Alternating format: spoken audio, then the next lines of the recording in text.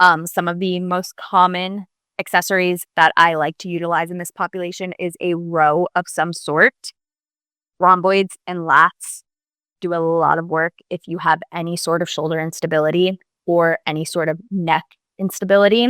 And specifically for this patient, she was dealing with some chronic neck pain. And so we wanted to really isolate those rhomboids and lats and get them nice and strong so that our upper traps don't have to do so much work all of the time.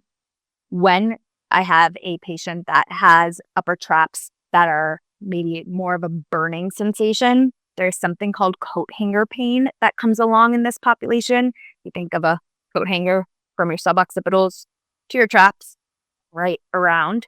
That is a common symptom of dysautonomia, and it's actually due to blood flow not getting to your heart and brain fast enough because it's pooling at the bottom, maybe in your feet or your hands are the most common places.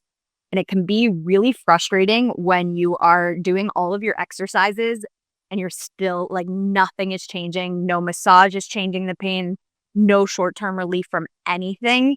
If you ever hear that, it's probably a blood flow related thing. And what you can do is have your patient lie down with their legs above their heart for 10 minutes and see if that changes that coat hanger pain. If it does, that's confirmation that this is a blood volume issue.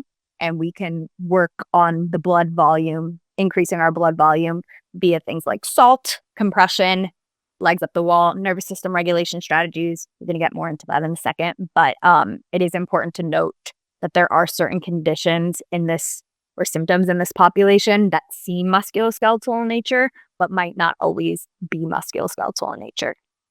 And so for this specific patient, that row, and then had her do some tricep kickbacks. And what we're really looking for here is, are they able to activate this area, or are they just kind of flopping their arm out and up? And so for this specific patient, you can see when she does her tricep kickback, she kind of flops her arm back and is using her hypermobility there. We also want to be isolating the rhomboids more here, and she's using her biceps and the front of her shoulder to create the movement.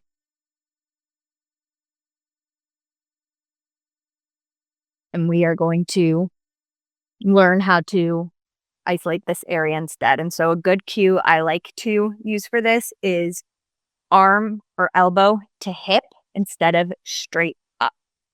So it looks something like this instead of this.